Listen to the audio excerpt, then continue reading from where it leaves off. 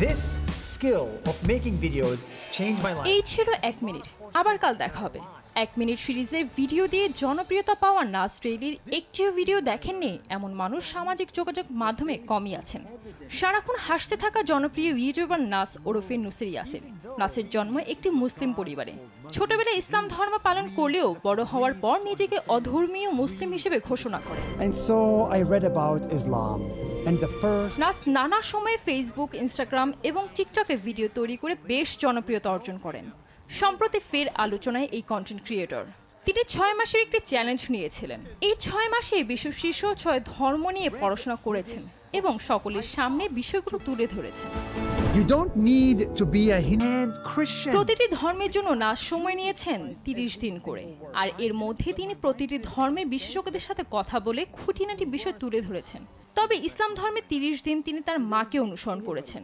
3টি বিশেষ জায়গা ভ্রমণও করেছেন। জায়গাগুলো হচ্ছে মক্কা, মদিনা এবং Saudi Arab. Nothing special about me. It's part. নাস এবারে ভিডিওতে ইসলাম ধর্মের সৌন্দর্য ফুটিয়ে তুলেছেন।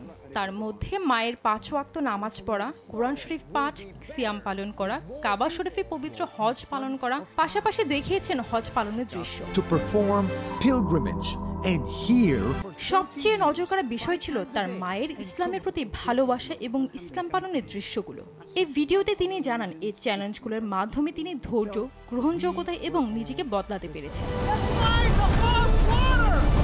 less air and less oxygen can finally make it in this. Sanjid Akter, দেশ টিভি।